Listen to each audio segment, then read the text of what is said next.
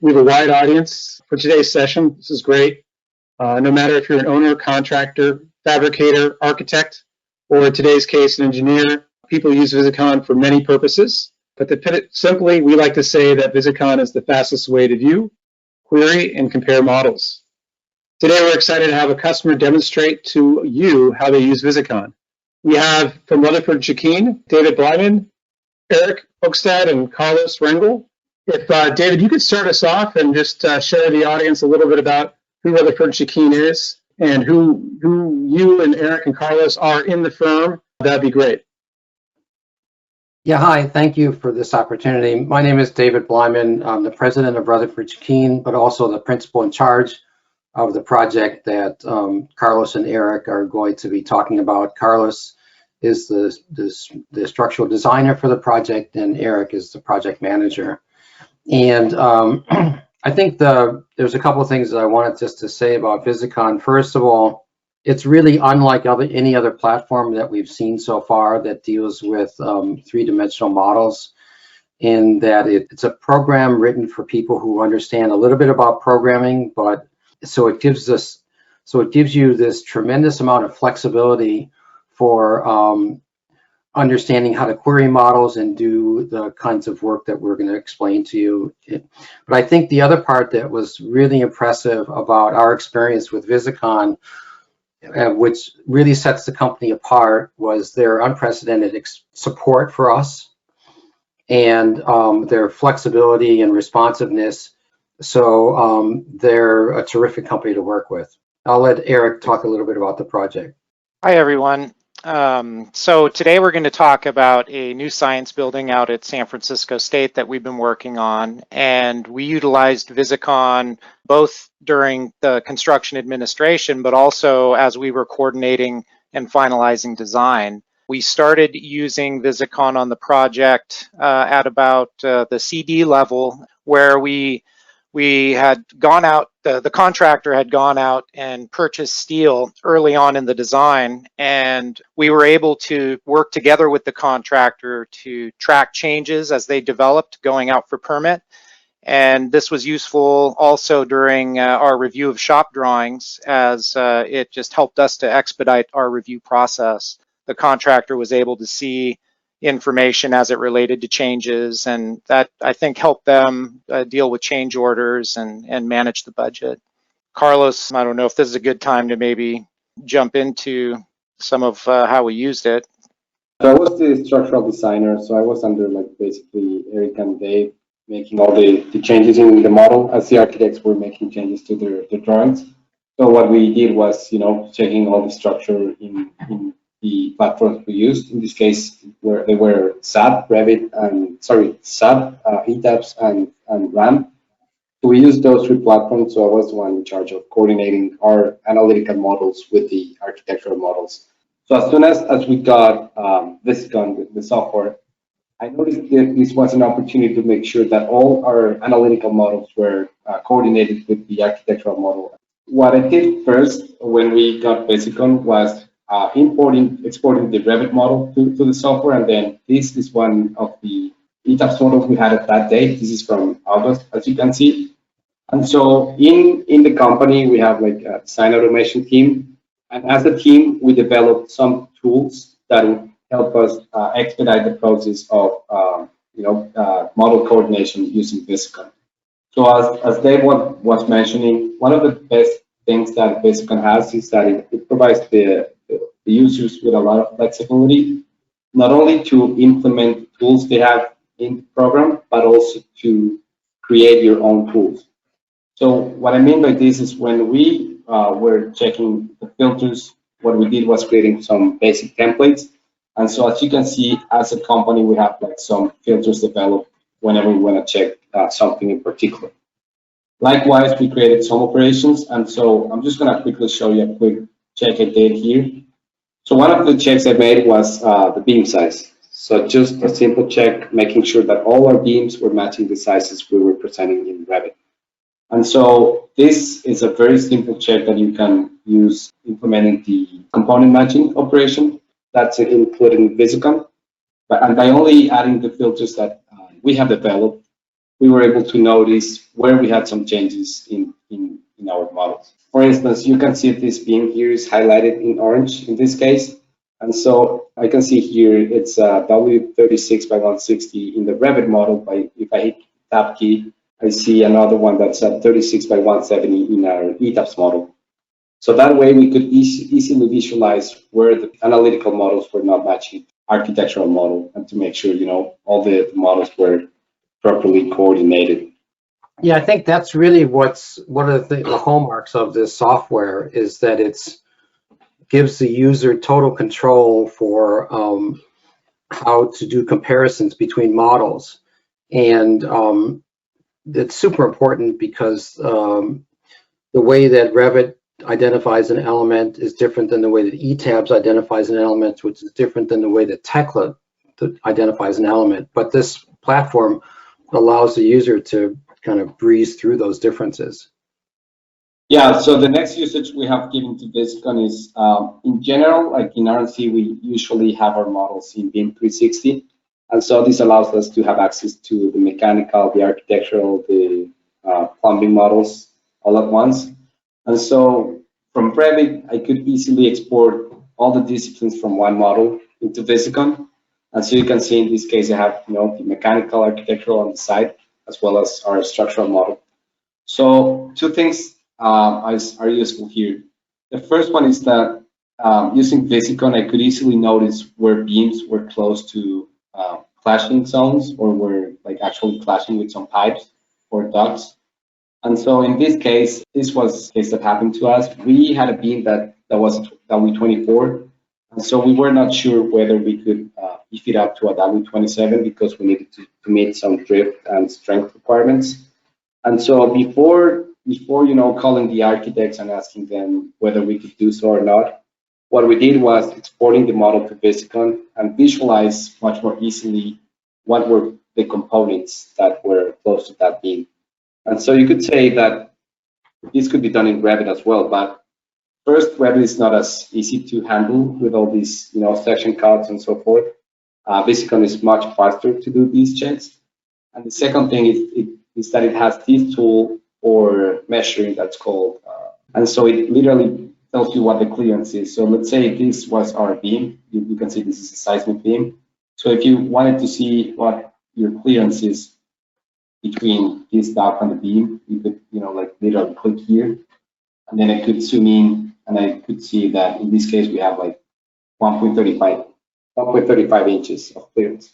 And so that way I could know in advance whether, changing the depth of a beam or a column or whatever member you're analyzing could have some implications to other disciplines, or like serious implications with other disciplines or not.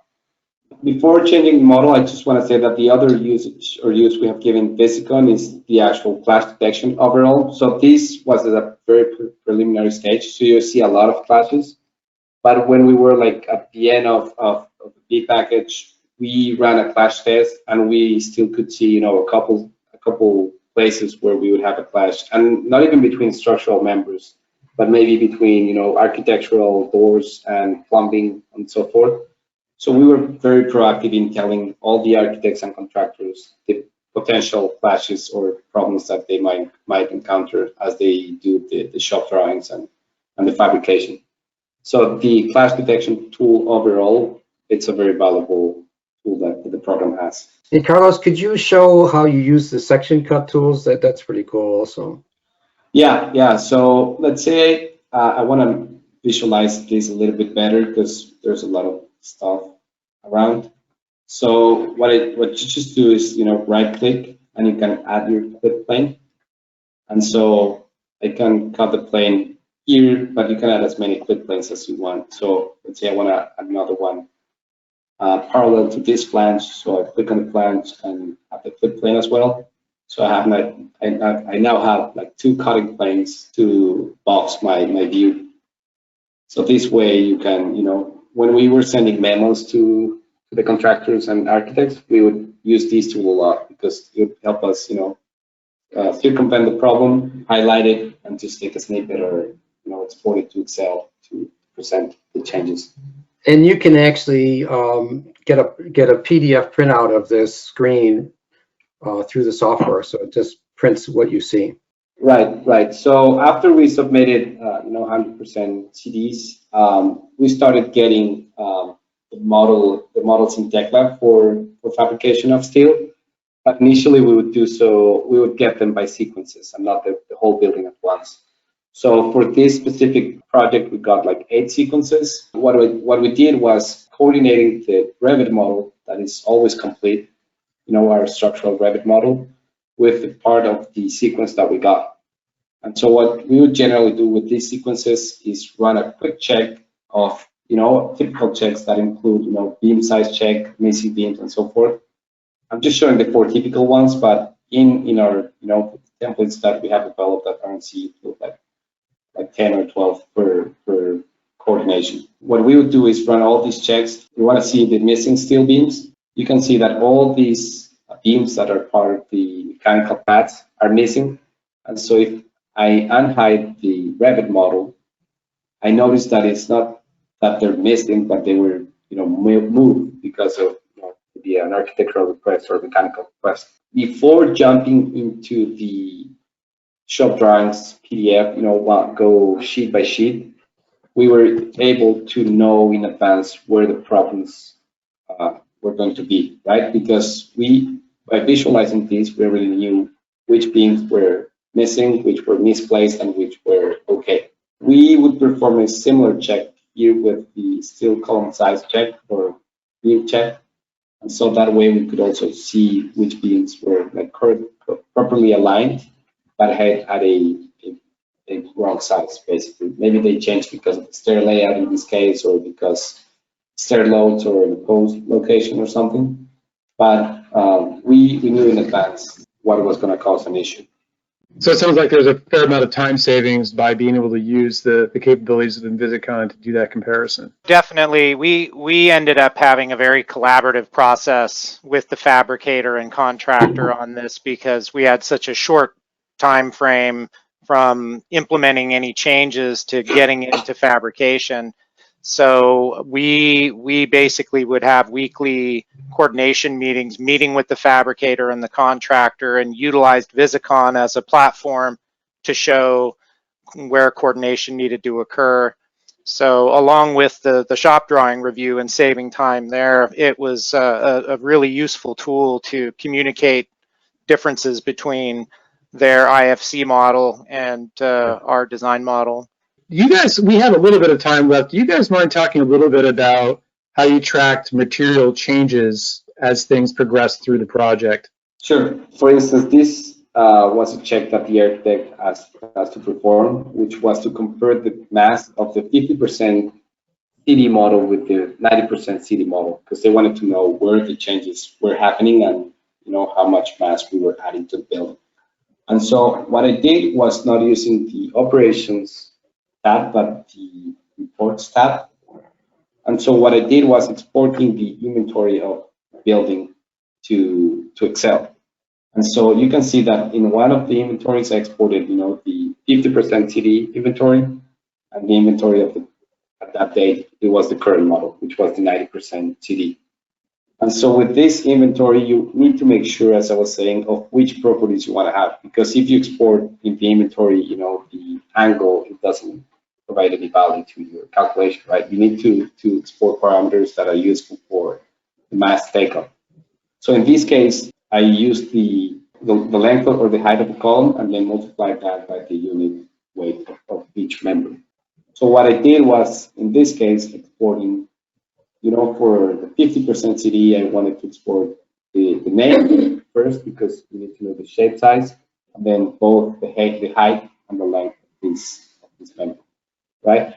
Once you export it, you have the inventory in Excel, and that way you can easily retrieve the mass of that building. So in this case, it was, simply, I imported this, the AIC database to get the unit weight of each member and multiply this by, the length or the height of each of the members that you have. And that way you get the total tonnage of your building very easily. So Visicon by default has already some templates. So if I had a filter that wants to, if let's say I wanted to create a filter that captures columns. So what I would do is insert, I would call it columns, and then I would unclick everything but the columns. So you can see that in red, all the columns are now highlighted when I click on this filter, right? Mm-hmm. What we did, or what we noticed, was that in some cases we didn't want to include these posts, let's say, because these are posts that are part of the stairs. Or let's say we didn't want to include the pickets that we have up here, the screen wall posts. So in order to refine our filters, we created some expressions here that would allow us to make sure that we're capturing the things that we need to capture. And so, for instance, here we have a filter that is for structural components. So what we did was creating an expression that has interdisciplinary structural, because we have, architectural, mechanical, and so forth. So with these expressions is where you create your own filters or your own templates for filters and operations. So whenever you use these expressions here, that's when you can create your own templates. And then you can store those templates in a file, and anybody in the company can pull those up. Yeah, and I think that, oftentimes we issue addendums to contractors where our only technique for identifying changes is to bubble on those drawings. Yeah. And I think from a contractor standpoint, that's a very difficult row to hoe to find those changes in the building. But what we found was that this gives you this instant visualization of everything that's been changed from the base bid to the addendum. Not only it tells you what's been moved, what the beam sizes have been changed, and what's been added, and you can color code all of those different things. So it gives and everybody, I think, naturally takes in information visually much faster than they do from drawings. Yeah. So the more that we can communicate changes to our design partners, whether it's architects, contractors, or fabricators, the better off we are, and the better a design partner we are. Dave, would you say that Visicon, from your assessment, do you see it applicable to all structural engineering firms, or are there certain types? I think that it's really good for any structural engineer that's using the basic tools like ETABS and SAP and Revit, and also has to deal with Tekla models for shop drawings. But I think that, contractors are always struggling with change. And so we do a lot of projects now where we're in a progressive design build environment where the contractors are part of the design team. And a key element of that interaction is to maintain target value design, which means every discipline has to track their own cost of the building. And so we incorporate this in our workflow so that we can, on a weekly or bi-weekly basis, issue reports to the contractor that says, here's what's changed in the model, here's the value of that change, and here's the geometry that's changed. And so instead of going through like an Excel quantity takeoff report, it's much more visceral to see it in the model. We open up the model with all of our design partners so that they see it on the screen. And then you also have a feature where we can actually send them the model and they can open it themselves. David, Carlos, Eric, thank you so much for your time today. It's always really fascinating to see directly from our customers how you guys are benefiting from our product. So again, thank you so much for being part of the call. Thank you so much for taking your time. And thanks for everyone that had the time to sit in our presentation today.